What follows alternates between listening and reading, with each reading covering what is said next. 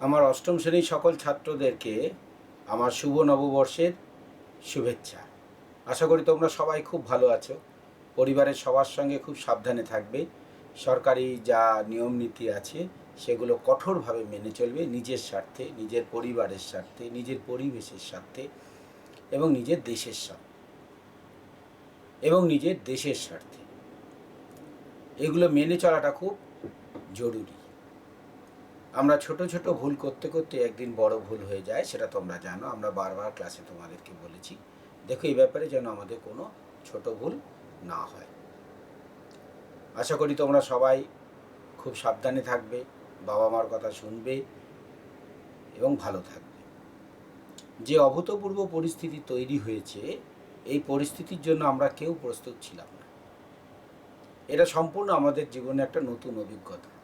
এর ফলে সবচেয়ে ক্ষতিগ্রস্ত হচ্ছে কিন্তু তোমরা ছাত্ররা, যারা ক্লাসটা মিস করছো। এই প্রযুক্তির সুবিধাটা নিয়ে আমরা সেটাকে কিছুটা কম্পেনসেট করার চেষ্টা করতে পারি। আজকে প্রযুক্তি আমাদের সেই সুযোগ দিয়েছে, আমরা সেই সুযোগটা নেওয়ার চেষ্টা করব। এবং এটা যদি ছাত্ররা, শিক্ষকরা সবাই সম্মিলিতভাবে আন্তরিকতার সঙ্গে এই সুযোগটাকে গ্রহণ করে, তবেই একমাত্র এটা সফল হবে।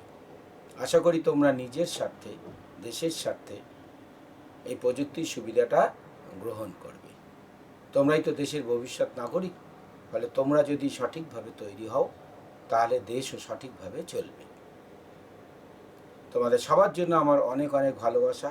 তোমাদেরকে আমরা কি পরিমাণ মিস করছি, কতটা মিস করছি, সেটা তোমরা আমাদের জায়গায় না থাকলে বুঝতে পারবে না। তোমাদের এই কচি কচি মুখগুলো রোজ দেখি, তো এখন দেখতে পাচ্ছি না বলে বুঝতে পারছি ওই মুখগুলো আমাদেরকে কতটা টানে। আবার তোমাদের মাঝখানে যাওয়ার জন্য আমরা মুখিয়ে আছি, তোমরাও নিশ্চয়ই আমাদের জন্য আছো। মনে হচ্ছে কবে আবার সেই বিদ্যালয় প্রাঙ্গণে আমরা তোমাদের সাথে মিলিত হব, তোমাদের কলরবে আবার অতিষ্ঠ হতে চাইছি। এখন আমরা ভালো থাকবে, আমাদের অনেক অনেক অনেক ভালোবাসা নেবে। তোমাদের জন্য আমাদের প্রচুর ভালোবাসা রইল, অনেক ভালোবাসা আমরা জমিয়ে রেখেছি। ভালো থাকবে আর মনোযোগ দিয়ে পড়াশোনা করবে। দেখো, আমরা আজকে পড়াচ্ছি অষ্টম শ্রেণীর জন্য শতকরা। এই শতকরা বলতে কি বোঝায়, এটা যদি জিজ্ঞেস করা হয় তাহলে শতকরা 100% ছাত্রই বলবে হ্যাঁ আমরা কিছু কাজ জানি। এই জন্যই আমরা শতকরা সম্বন্ধে প্রথমে কিছু কথা বলে আমরা এটা শুরু করব। আমরা প্রথমে শতকরা সম্বন্ধে কিছু বলে শুরু করব। শতকরা উল্লেখ করার সময় কার সাপেক্ষে শতকরা হিসাব উল্লেখ করা হচ্ছে সেটা উল্লেখ করতেই হবে। মানে ব্যাপারটা কেমন হচ্ছে দেখো, আমি যদি বলি 10%, শুধু 10% কথার অর্থ হয় না, তাহলে আমাকে বলতে হবে কার 10%, কার 10% এটা বলতে হবে। সেটাই আমি এখানে লেখায় আলোচনা করেছি। যেমন ধরো এখানে দেখো, যেমন ধরো আমার শতকরা 10 টাকা বেশি আছে, এ কথা কোনো মানে হয় না। কার থেকে 10 টাকা বেশি আছে, কার থেকে 10 টাকা বেশি, সেটা বলতে হবে, এটা বলতে হবে। কিন্তু আমি যদি বলি আমার কাছে দাদার থেকে শতকরা 10 টাকা বেশি হয়েছে, আমি যদি বলি যে আমার কাছে দাদার থেকে শতকরা 10 টাকা বেশি আছে, এবার এটা সঠিক হলো। অর্থাৎ শুধু এত পার্সেন্ট বলে উত্তর লিখবে না, কার অত পার্সেন্ট সেটা কিন্তু তোমাকে লিখতে হবে। বুঝে গেছি? সেটা না লিখলে কিন্তু ভুল হয়ে গেল। 2 নম্বর দেখো, শতকরা 10% কথাটি ভুল। আমরা এখানে অনেকেই বলি শতকরা 10% শুদ্ধ, আর শতকরা 10% হয় না। এটা ব্যাপারটা কেমন হলো জানো, অনেকটাই রাত্রে ডিনার সেরে নিলাম, সকালে মর্নিং ওয়াক করে নিলাম, এরকম একটা ব্যাপার। মানে একই কথা দুবার বলা হয়ে গেল। এই পার্সেন্ট মানেই কিন্তু শতকরা, অর্থাৎ শতকরা 10 ভাগ, কথাটা কী হবে, সঠিক কী হবে, শতকরা 10 ভাগ অথবা 10%। শুধু কোনটা লেখা সহজ, 10%, চিহ্ন দিয়ে লিখে দাও, বানান ভুল হওয়ার চান্স নেই। 3 নম্বর দেখো, আমরা পরবর্তীতে লাভ ক্ষতির অঙ্ক এগুলো শিখব। লাভ ক্ষতির প্রশ্নে লাভের হার 10% বা লোকসানের হার 10%, এখানে খেয়াল করে দেখো, একটু আগে আমি বললাম না কার 10% বলতে হবে, এটা কিন্তু বলা নেই। কেন বলা নেই?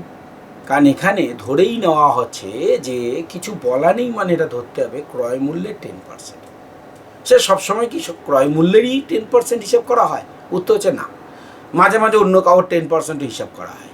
তবে সেক্ষেত্রে কী হবে, প্রশ্নে সেটা উল্লেখ করতে হবে। যেমন অনেক সময় প্রশ্ন দেওয়া থাকে যে বিক্রয় মূল্যে 10% লাভ হচ্ছে, অর্থাৎ তুমি যদি 100 টাকায় বিক্রি করো তার মানে 10% মানে 10 টাকা লাভ, তার মানে লাভটা বাদ দাও, তুমি কি পেলে? 90 টাকা হচ্ছে তোমার ক্রয় মূল্য। যদি ক্রয় মূল্য বাদে অন্য কারোর সাপেক্ষে হয় সেটা অবশ্যই উল্লেখ করতে হবে। ঠিক একই রকম জিনিস হয় ব্যাংকের ক্ষেত্রে, সুদ কষার ক্ষেত্রে। সুদের হার 10%, কার 10% বলা নেই, কিন্তু এখানে কার 10%, তুমি যে টাকা রেখেছো তার, অর্থাৎ মূলধনের, আসলে। এগুলো কিছু কিছু জিনিস আছে, এগুলোকে আমরা বলি বাই ডিফল্ট, যেগুলোকে আমরা স্বতঃসিদ্ধ, যেগুলো ধরে নেওয়া আছে। ক্লিয়ার? এগুলো মনে রাখবে। সেটা 3 নম্বরে আমরা এখানে দেখো আলোচনা করেছি। ঠিক আছে? বিক্রয় মূল্য। এই সুদ কষার অঙ্কেও সুদের হার 10%, এইটা আমি এইমাত্র বললাম। এবার এই 5 নম্বরটা দেখো, এইটা আমাদের অনেক অবজেক্টিভের অঙ্ক খুব সহজে করতে সাহায্য করে। কিরম? X% লাভ এবং Y% ক্ষতি, তফাৎ কি? অনেক সময় প্রশ্ন আছে, একটি বস্তু 10% লাভে বিক্রি না করে সেটাকে যদি আমরা 5% ক্ষতিতে বিক্রি করি তাহলে আমি 50 টাকা দাম কম পাবো। বস্তুটির ক্রয় মূল্য কত? তাহলে দেখো লাভ, X% লাভ আর Y% ক্ষতি। X% লাভ মানে কি? কার X%? ক্রয় মূল্যে, ওটা বেশি হচ্ছে, ক্রয় মূল্যের সঙ্গে যোগ হচ্ছে। আর Y% ক্ষতি মানে কি? কার Y%? ক্রয় মূল্যের Y% বিয়োগ হচ্ছে। এবার দুটো যদি বাদ দাও, দেখো ক্রয় মূল্য প্লাস X% আর ক্রয় মূল্য মাইনাস Y%, দুটো বিয়োগ করলে কি পাবে? X প্লাস Y%, কার? ক্রয় মূল্যে। তা সেটাই এখানে বলা হয়েছে, X% লাভ এবং Y% ক্ষতির তফাৎ, পার্থক্য বা বিয়োগফল যাই বলো না কারো, সেটা হচ্ছে ক্রয় মূল্যের X প্লাস Y%। খেয়াল রাখো, কার? কার X প্লাস Y%? ক্রয় মূল্য। এই সময় দেবে প্রশ্ন আছে যে একটি বস্তু 10% লাভের বদলে আমি যদি 15% লাভে বিক্রি করি তাহলে আমি 300 টাকা বেশি পাই, বস্তুটা ক্রয় মূল্য কত? কিংবা অনেক সময় প্রশ্ন করে তাহলে বস্তুটা 20% লাভে বিক্রি করলে কত লাভ হবে? ক্লিয়ার? তাহলে এসব ক্ষেত্রে আমাদের কি পাবো?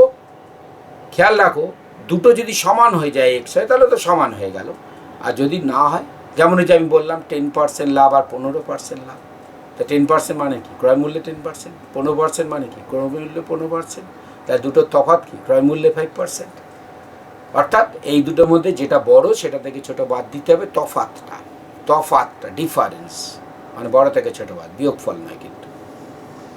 তাহলে এই দুটোর মধ্যে হচ্ছে ক্রয় মূল্যের X মাইনাস Y% লিখেছি কেন? কারণ দেখো আমি লিখে ধরে নিয়েছি X গ্রেটার দেন Y। 7 নম্বর দেখো, যদি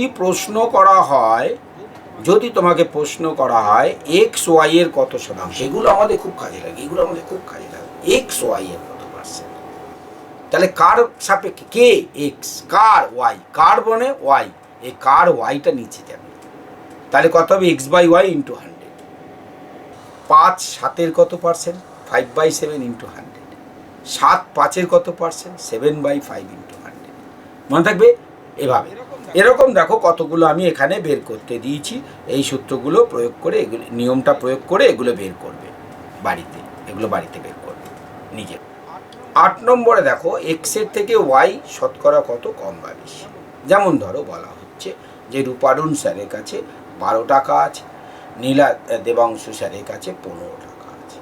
তাহলে দেবাংশু স্যারের টাকাটা রূপারুণ স্যারের টাকার থেকে কত পার্সেন্ট বেশি বা কম? রূপারুণ স্যারের টাকাটা দেবাংশু স্যারের টাকা থেকে কত বেশি বা কম? এরকম দুরকম প্রশ্ন আসতে পারে। রূপারুণ স্যারেরটা দেবাংশু স্যারের থেকে কত কম, বেশি বা কম, আর দেবাংশু স্যারেরটা রূপারুণ স্যারের।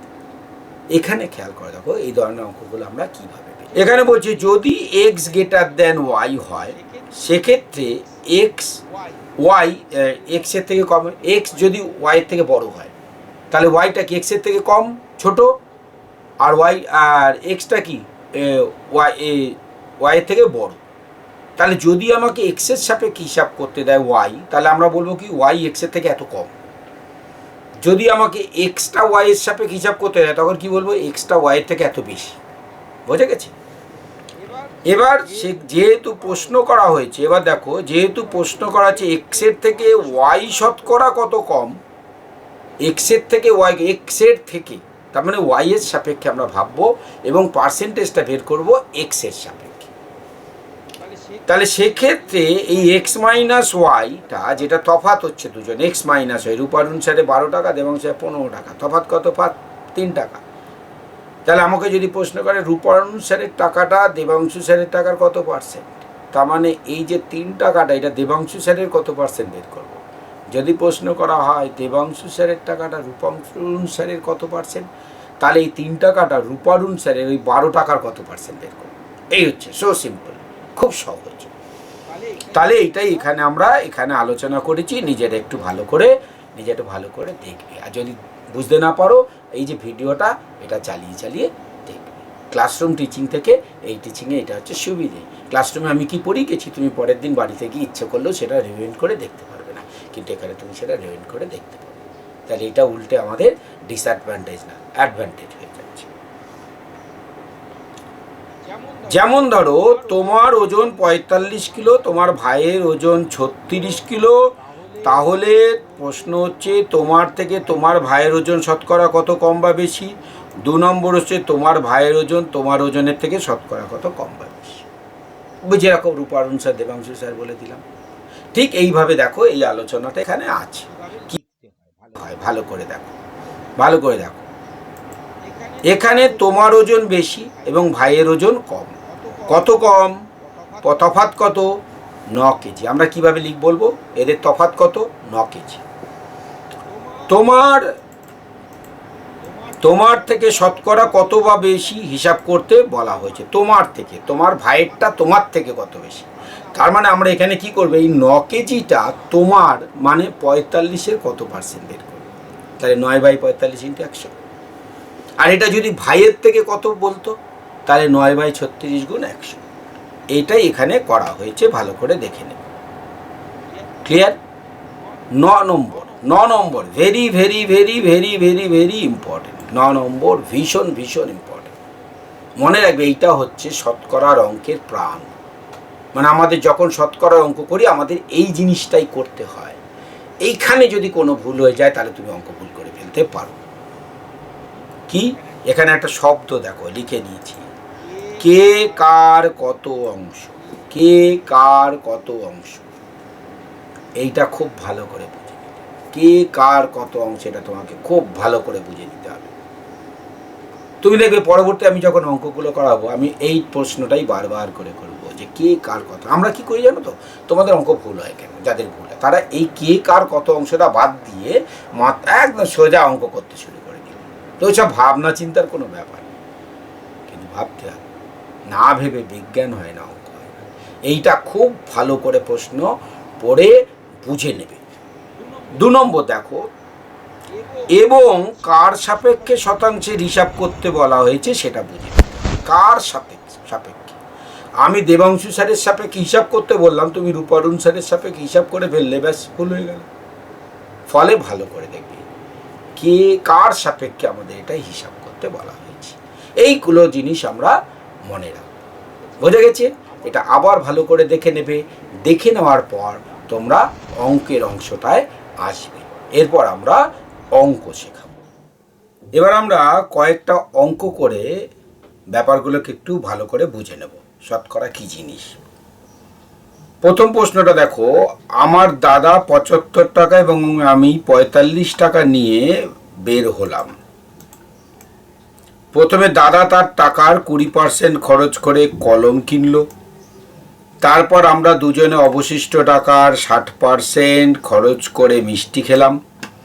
তারপর দাদা অবশিষ্ট টাকার 50% খরচ করে কিছু ফুল কিনল। এখন আমাদের কাছে কত টাকা আছে? এই হচ্ছে আমাদের অঙ্কটা। এই অঙ্কটা খুব সতর্কতার সঙ্গে এগোতে হবে। অনেকগুলো ধাপে ধাপে টাকা কিন্তু খরচ হচ্ছে, একবারে খরচ হয়নি। ফলে প্রতিটা ধাপে ধাপে অঙ্ক করতে হবে। তুমি যা হয়েছে প্রথমে পেন কেনা হয়েছে, তারপর মিষ্টি খাওয়া হয়েছে, তারপর ফুল কেনা হয়েছে, পরপর এগুলো হিসাব করতে হবে। তুমি যদি প্রথমে ফুলটা হিসাব করতে যাও বা প্রথমে মিষ্টিটা হিসাব করতে চাও তাহলে ভুল হয়ে যাবে। এগুলো পরপর হিসাব করতে হবে। আর কতগুলো শব্দ খেয়াল করতে হবে, ওই যে বললাম না, কে, কার, কত পার্সেন্ট। প্রথমে দেখো, প্রথমে দাদা পেন কিনেছে কত টাকা দিয়ে, তার টাকার কত পার্সেন্ট দিয়ে। তার মানে প্রথম যে হিসাবটা আমার কিনতে হবে, পেনের দামটা হিসাব করবো, সেটা কি দাদার টাকার হিসেবে। দ্বিতীয়বার যখন আমরা মিষ্টি খেলাম, মিষ্টিটা খেলাম কি করে, অবশিষ্ট টাকার, মানে দুজনের কাছে মোট অবশিষ্ট টাকার। তা দুজনের থেকে ওই পেনের দাম বাদ দিয়ে দুজনের মোট টাকা থেকে যেটা থাকবে তার পার্সেন্টেজ হিসেবে বের করতে হবে। দেখো আমরা কিভাবে অঙ্কটা করেছি। আমার টাকা 45, দাদার টাকা 75, মোট টাকা হলো 120। দাদা কলম কিনলো তার টাকার 20% খরচ করে। শব্দটা খেয়াল রাখো, তার টাকার 20%, অর্থাৎ কলমের দাম হচ্ছে 75 টাকার 20%। এটা কিন্তু 120-র 20% হবে না। অর্থাৎ, এবং পার্সেন্ট কি করে হিসাব, এখন পার্সেন্ট কি করে হিসাব করে তোমরা জানো, শিখেছো। 20% বের করতে গেলে 20/100 দিয়ে গুণ করে দিতে হয়, ক্লাস 5-এ শেখানো হয়েছিল। তাহলে 75-কে 20/100 দিয়ে গুণ করে আমরা পেলাম 15 টাকা। কত টাকা পেলাম? 15 টাকা। তাহলে 15 টাকা খরচ হয়ে গেল পেন কিনে। এখন দুজনের কাছে অবশিষ্ট রইল কত? মোট 105 টাকা। ছিল 120 টাকা, 15 টাকা পেনের পেছনে চলে গেছে, 120 টাকা। বোঝা গেছে? স্টেপ বাই স্টেপ হিসাব করতে হবে। আমরা দুজনে মিষ্টি খেলাম অবশিষ্ট টাকার 60% খরচ করে। কার? নজর করো, অবশিষ্ট টাকার। অবশিষ্ট টাকা কত? অবশিষ্ট টাকা হচ্ছে 105। তাহলে মিষ্টি খেলাম কত? 105 টাকার 60% খরচ করে। এবার দেখি 105 টাকার 60% কত? 63 টাকা। ছিল কত? 105 টাকা। মিষ্টি খেলাম কত? 63 টাকা। তাহলে মিষ্টি খাওয়ার পর অবশিষ্ট রইল কত? 42 টাকা। দাদা ফুল কিনলো কি কত টাকার? অবশিষ্ট টাকার 50% খরচ করে। অবশিষ্ট টাকা কত? 42 টাকা। তাহলে অবশিষ্ট টাকা 42, তার 50% খরচ করলো, মানে কত টাকা? 21 টাকা। তাহলে সব খরচের পর হাতে রইল কত টাকা? ছিল কত? 42, তার থেকে 21 বাদ গেল, 21 টাকা। এটা আমাদের উত্তর। এটা হয়ে গেল আমাদের প্রথম অঙ্ক। বুঝতে পেরেছ? না বুঝতে পারলে বারবার ভিডিওটা দেখবে।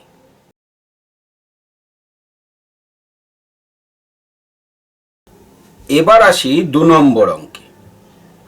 একটি 25 ফুট লম্বা বাঁশের 7.5 ফুট লাল রং করা হলো এবং 10 ফুট হলুদ রং করা হলো। বাকি অংশ সবুজ রং করা হলো। বাঁশটির শতকরা কত অংশ সবুজ রং করা হলো এবং হলুদ রং করা অংশটি সবুজ রং করা অংশ অপেক্ষা শতকরা কত বেশি বা কম? এখানে খেয়াল করো, সবুজ রং করা অংশ অপেক্ষা। তাহলে সবুজ রং করা অংশের কত পার্সেন্ট, কোনটা বেশি সেটা বের করতে হবে। ঠিক আছে? কত বেশি? হলুদ রং করা অংশটা সবুজ রং করা অংশ থেকে কত পার্সেন্ট বের করতে হবে। অর্ডারটা খেয়াল রাখবে। সবুজ রং, এটা সবুজ রঙেরটা নিচে থাকবে। দেখো আমরা কিভাবে সমাধান করছি। দেখো পাশের ছবি, এটা হচ্ছে বাঁশটা। এবার এই বাঁশটার ক্ষেত্রে দেখো, এটা পুরোটার দৈর্ঘ্য হচ্ছে কত? 25 ফুট। আমি তার মধ্যে এই অংশটা হচ্ছে লাল রং করেছি, তাহলে এটা কত? 7.5 ফুট। এই অংশটা হলুদ রং করেছি, কত? 10 ফুট। তাহলে দুটো মিলে চলে গেল কত? 17.5 ফুট। তাহলে অবশিষ্ট যেটা সবুজ রং করার জন্য সেটা কত পড়ে রইল? 7.5 ফুট। বের করা কি খুব কঠিন? না। এবার দেখো অঙ্কটাকে আমরা কিভাবে লিখব। বাঁশটির দৈর্ঘ্য 25 ফুট, লাল রং করা হলো 7.5 ফুট, হলুদ রং 10 ফুট, মোট হলো 17.5 ফুট। অবশিষ্ট অংশের দৈর্ঘ্য হলো 25 বিয়োগ 17.5, 7.5 ফুট। এটি সবুজ রং করা হলো, বা এই অংশটি সবুজ রং করা হলো। সবুজ রং করা হলো কত? 7.5 ফুট। তাহলে এবার দেখতে হবে আমাকে কি জানতে চাওয়া হয়েছে, বাসটির কত শতাংশ সবুজ রং করা হয়েছে। তার মানে এই 7.5 ফুট বাসটার দৈর্ঘ্য মানে 25 ফুটের কত পার্সেন্ট বের করতে বলা হয়েছে। তার মানে কী হবে 7.5 বাই 25 গুণ 100, তা সেইটাই আমরা এখানে বের করেছি। এই 7.5 ফুট বাসটি শতকরা কত বের করতে বলা হয়েছে, অর্থাৎ 7.5 ফুট 25 ফুটের শতকরা কত বের করতে বলা হয়েছে, অর্থাৎ 7.5 ফুট হচ্ছে 25 ফুটের কত পার্সেন্ট, দেখো 7.5 বাই 25 গুণ 100 সমান সমান 30%। প্রথম অংশের উত্তর বেরিয়ে গেল। এবার আসো দ্বিতীয় অংশ, যেখানে জানতে চাওয়া হয়েছে হলুদ রং করা অংশটা সবুজ রং করা অংশের থেকে শতকরা কত বেশি বা কম। আগে দেখি বেশি না কম। হলুদ রং করা হয়েছে কত 10 ফুট, সবুজ রং করা হয়েছে কত, দেখো সবুজ রং করা হয়েছে কত 7.5 ফুট। কোনটা বেশি, হলুদটা বেশি। তাহলে সবুজ রং করা অংশ অপেক্ষা হলুদ রং করা অংশ কতটা বড়, কতটা বড় 2.5 ফুট বড়, 2.5 ফুট। তাহলে কতটা কম বেশি সেটা বেরিয়ে গেলাম। এবার একটা পার্সেন্টেজ বের করতে হবে। এই 2.5 ফুটটা কার পার্সেন্টেজ বের করব, হলুদের না সবুজের, সবুজের। কারণ হলুদটা সবুজের থেকে কত পার্সেন্ট বেশি বের করতে বলা হয়েছে সেটা এখানে আমি লিখেছি, ভালো করে পড়বে যেটা আমি বললাম, ঠিক আছে। এবার দেখো এই হলুদ রং করা অংশটি সবুজ রং করা অপেক্ষা শতকরা কত বেশি, দেখো আমরা তফাৎটা করলাম, সবুজটা দিয়ে ভাগ করলাম গুণ 100, তাহলে কত বেশি 2.5। কার থেকে বেশি 7.5, তাহলে 2.5 বাই 7.5 ইন্টু 100। তাহলে এখানটা এই আলোচনাটা দেখবে, এটা আমি অলরেডি তোমাদেরকে বলেছি। এটা হিসাব করলে কত হলো 33.5। এবার উত্তরটা কিভাবে লিখবে, সবুজ রং করা অংশটি বাসটি 30%। এটা অনেকে উত্তর লিখে দাও সবুজ রং করা অংশটি 30%, কোনো মানে হলো না। কার 30%, কার 30% বলতে হবে, সেটা তুমি বললে না, ফলে অসম্পূর্ণ রয়ে গেল। বোঝা গেল এই অঙ্কটা? বারবার করে দেখবে, বারবার করে দেখবে, হ্যাঁ।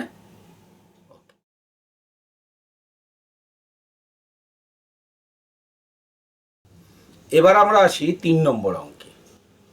এক চাষি অধিক ফলনশীল ধান বীজ ব্যবহার করায় ধানের ফলন পূর্বাপেক্ষা 40% বৃদ্ধি পেয়েছে, কিন্তু চাষের খরচ 30% বৃদ্ধি পেয়েছে। আগে উনি ওনার জমিতে 6,000 টাকা খরচ করে 12 কুইন্টাল ধান পেয়েছিলেন, যার বিক্রয় মূল্য ছিল 15 টাকা প্রতি কেজি। এবছর বিক্রয় মূল্য 20% বৃদ্ধি পেয়ে থাকলে, অর্থাৎ বিক্রয় মূল্য কে বেড়েছে ভালো করে খেয়াল রাখো, এবছর চাষ থেকে তার লাভ কত। তাহলে এই অঙ্কটা ভালো করে যদি দেখি, আমাদের কি বেড়েছে, ফলন 40% বেড়েছে। কি বেড়েছে, এটা ফলন। এটা 30% বৃদ্ধি পেয়েছে কে, চাষের খরচ। চাষের খরচ কত ছিল, 6,000 টাকা খরচ করেছিলেন। ফলন কত ছিল, ফলন ছিল 12 কুইন্টাল ধান, 12 কুইন্টাল। তার মানে এই যে 6,000 টাকাটা, এটা 30% বেড়েছে, আর এই যে 12 কুইন্টালটা এটা 40% বেড়েছে। 12 কুইন্টালটা 40% বেড়েছে। প্রশ্ন কি জানতে চেয়েছে, খেয়াল করে দেখো, গেল বছর বিক্রয় মূল্য ছিল 15 টাকা প্রতি কেজি, এবছর বিক্রয় মূল্যটা 20% বেড়ে গেছে। তার মানে এবছর বিক্রয় মূল্য আর 15 টাকা প্রতি কেজি নেই। তাহলে কি জানতে চেয়েছি, এবছর চাষ থেকে তার কত লাভ হলো। লাভ, লাভ মানে কি, লাভ মানে সে লোকটা কত টাকা খরচ করেছে চাষ করতে, আর কত টাকা ফসল বেচে পেয়েছে, এই দুটো তফাৎ। আমি 100 টাকা খরচ করলাম আর 180 টাকার ফসল বিক্রি করলাম, তাহলে আমার 80 টাকা লাভ।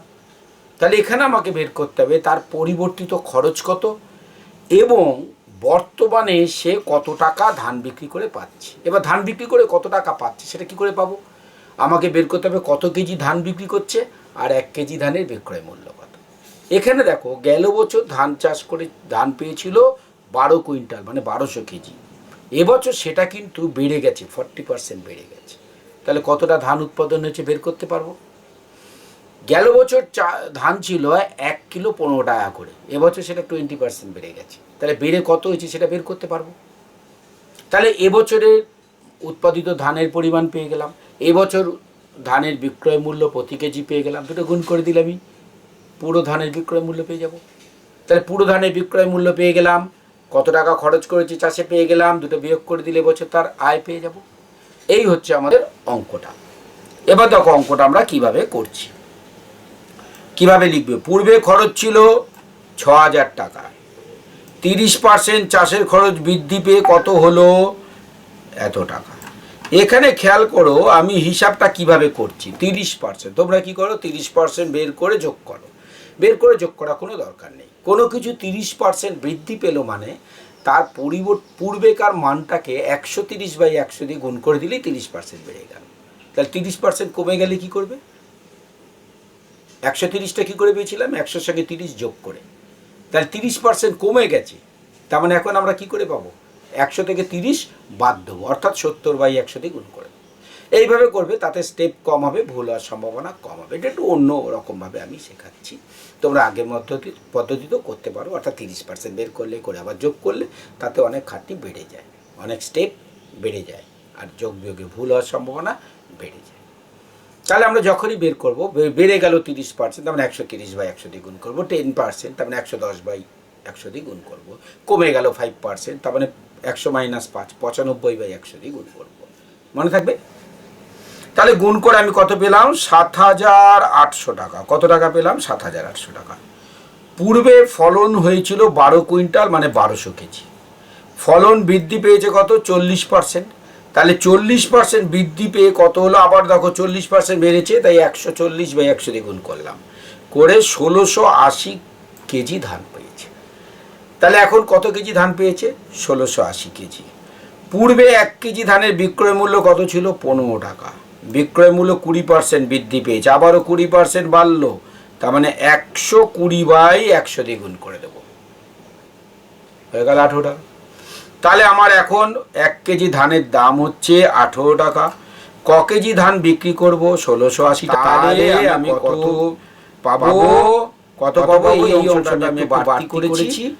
তোমাদের বইয়ের অঙ্কটা মিল রাখার জন্য এটা করার দরকার নেই, এই অংশটা যেটা আমি হাইলাইট করেছি। তাহলে পূর্ব বছর ধান হয়েছিল কত, এটা বাড়তি, এটা আমার দরকার নেই, কোনো প্রশ্নে আমার চাই। তাহলে আমার অঙ্কটা এখান থেকে হবে। এবছর ধান থেকে আয় কত, ধানের পরিমাণ গুণ মূল্য, ধানের পরিমাণ গুণ মূল্য। ধানের পরিমাণ 1680, মূল্য 18 টাকা, যোগ করলে 30,240 টাকা। তাহলে এবছর ধান থেকে আয় কত হলো, ধানের পরিমাণ ইন্টু মূল্য হার। ধানের পরিমাণ কত ছিল, 1680, মূল্য 18 টাকা, গুণ করলাম আমরা 30,240 টাকা। তাহলে এই বছর ধান চাষ থেকে তার লাভ কত হলো, 30,240 টাকা পেয়েছে, 7,800 টাকা খরচ হয়েছে, বিয়োগ করলে 22,440 টাকা। এবার তাহলে উত্তর কি হবে, উত্তরটা ঠিক এরকমভাবে গুছিয়ে তোমরা লিখবে।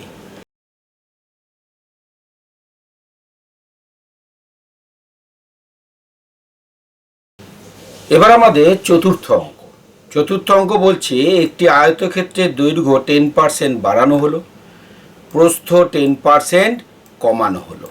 তাহলে আয়তক্ষেত্রের ক্ষেত্রফলের শতকরা পরিবর্তন কত হলো। এই অঙ্কটা যদি ভালো করে দেখো, না দৈর্ঘ্য দেওয়া আছে, না প্রস্থের মান দেওয়া আছে। আর আমরা যেহেতু বীজগণিত শিখেছি, আমাদের কিছু দেওয়া না থাকলেও মোটামুটি চলবে, আমরা কিছু ধরে নিতে পারবো। সেই জন্য আমরা এখানে দৈর্ঘ্য আর প্রস্থ একটা কিছু ধরে নেব। সাধারণত আমরা কি ধরি, দৈর্ঘ্য এক্স, প্রস্থ ওয়াই। কিন্তু শতকরার অঙ্কে তোমরা দৈর্ঘ্যটা এক্সের বদলে যদি 100x একক, প্রস্থটা ওয়াইয়ের বদলে যদি 100y একক ধরো, তাহলে দেখবে অঙ্কটা অনেক সহজ হয়ে যাবে, ক্যালকুলেশন অনেক সহজ হয়ে যাবে। বুঝে গেছে? দেখো আমরা কি করলাম, তার মানে ব্যাপারটা আগে ভাবো। এই একটা আয়তক্ষেত্র ছিল, দৈর্ঘ্য ছিল 100x, প্রস্থ ছিল 100y একক। এবার এই দৈর্ঘ্যটাকে আমি একটু বাড়িয়ে দিলাম, কত, 10%। তা 10% বেড়ে কত ছিল, 100xটা 110x হয়ে গেল। আর এই যে প্রস্থটা, এই প্রস্থটাকে আমি একটু কমিয়ে দিলাম, 100y ছিল, কমে গেল, কত হয়ে গেল 90y। এই হচ্ছে কাজ। তাহলে আগে ক্ষেত্রফল কত ছিল 100x ইন্টু 100y, এখন কত 110x ইন্টু 90y, এত বর্গ একক। ধরি আয়তক্ষেত্রটা দৈর্ঘ্য ছিল 100x একক এবং প্রস্থ ছিল 100y একক। দৈর্ঘ্য 10% বৃদ্ধি পেয়ে হলো 110x একক, প্রস্থ 10% বৃদ্ধি পেয়ে হলো 90y একক। তাহলে পূর্বে ক্ষেত্রফল কত ছিল 100x আর 100y গুণ করলে 100 স্কোয়ার xy, তার মানে একের পরে 4টে শূন্য, শূন্যগুলো গুনে গুনে দেবে, একটা কম বা বেশি পড়লে কিন্তু পেয়ে যাবে। বর্তমানে কত, বর্তমানে দৈর্ঘ্য 110, প্রস্থ 90y, গুণ করে দাও 9900। তাহলে এখানে কি হলো, অ্যাকচুয়ালি ক্ষেত্রফলটা কমে গেল, ছিল 10,000 হয়ে গেল 9900। কত কমলো, কত কমলো 100xy বর্গ একক। তাহলে যেহেতু অন্য কিছু উল্লেখ নেই, সেহেতু এখানে হ্রাসটি সর্বদা পূর্বের ক্ষেত্রফলে কত শতাংশ, সবসময় হ্রাস বৃদ্ধি যাই বলি না কেন সেটা পূর্বে কত ছিল তার সাপেক্ষে বের করতে হয়। আগে কত ছিল এত, তোমার সম্পদ 10% হ্রাস পেয়েছে, তার মানে কি তোমার আগে যা ছিল তার থেকে 10% হ্রাস পেয়েছে, আগেটা বলার উল্লেখ করা দরকার পড়ে না। তার মানে এই যে 100xy কমে গেল, এটা পূর্বেকার কত পার্সেন্ট আমাকে বের করতে হবে। পূর্বে কত ছিল 10,000xy বর্গ একক, এখন কমলো কত 100xy বর্গ একক।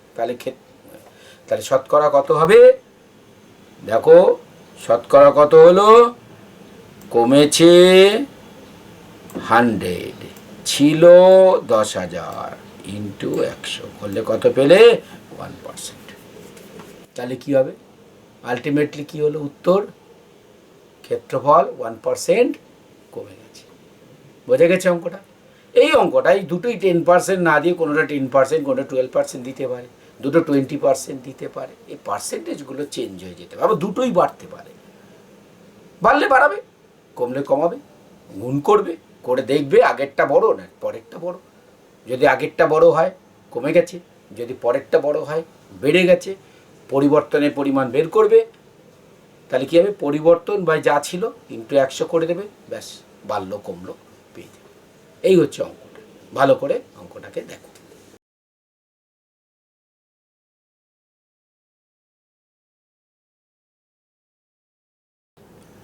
এবার আমরা আসি আমাদের 5 নম্বর অঙ্কে।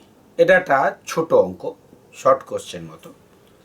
একটা মিশ্রণে এ বি এবং সি উপাদানের অনুপাত হচ্ছে 6:7:12। তাহলে ওই মিশ্রণে এ বি এবং সি উপাদানের শতকরা পরিমাণ কত। অনুপাত থেকে আমাদের শতকরাটা বের করতে হবে, কোনটা কত পার্সেন্ট আছে। এখানে মনে রাখবে কোনো অনুপাতের উপাদানগুলির আনুপাতিক ভাগ হার আমরা নির্ণয় করতে শিখেছি। আনুপাতিক ভাগ হার, এই আনুপাতিক ভাগ হার কি সূচিত করে তোমরা জানো? এটা কি সূচিত করে? এটা সূচিত করে মিশ্রণের কত অংশ পরিমাণ, মিশ্রণে টোটাল যদি এতটা মিশ্রণ থাকে তার কত অংশ পরিমাণ ওই উপাদানগুলো আছে, কত অংশ পরিমাণ ওই উপাদান আছে। আর আমরা জানি আনুপাতিক ভাগারকে 100 দিয়ে গুণ করলেই ওই মিশ্রণে ওই উপাদানগুলি শতকরা পরিমাণ পাওয়া যাবে। তাহলে এই যে শতকরা পরিমাণ বের করাটা খুব সোজা, প্রত্যেকটার আনুপাতিক ভাগার বের করব, করে তারপর আনুপাতিক ভাগারকে 100 দিয়ে গুণ করে দেবো। আনুপাতিক ভাগহারকে 100 দিয়ে গুণ করলেই আমরা সঙ্গে সঙ্গে শতকরাগুলো পেয়ে যাব। সেজন্য অঙ্কটা আমরা এভাবেই করেছি। এই বিসি উপাদানের অনুপাত 6:7:12। সুতরাং এই উপাদানের আনুপাতিক ভাগহার কত দেওয়া হলো 6/25। সুতরাং ওই মিশ্রণে এ আছে, মিশ্রণে কত পার্সেন্ট, আনুপাতিক ভাগহারকে 100 দিয়ে গুণ করে দেবো 24%। তাহলে এভাবে খুব সহজ। তাহলে এভাবে তোমরা বি এবং সি গুলো বের করে নেবে নিজেরা, বি এবং সি, এভাবেই তোমরা বি এবং সি এর পরিমাণ বের করতে পারবে। তাহলে দেখো যে কোনো মিশ্রণে যেভাবে অনুপাত দিক না কেন আমরা আনুপাতিক ভাগহার বের করব, করে তাকে 100 দিয়ে গুণ করব। গুণ করলে আমরা কি পাবো, শতকরা কত আছে, ওইটা শতকরা কত আছে।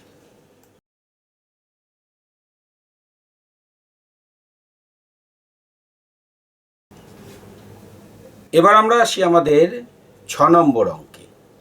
6 নম্বর অঙ্ক খুব পরিচিত অঙ্ক, প্রতি বছর আমাকে একাধিকবার এটা করে দিতে হয়।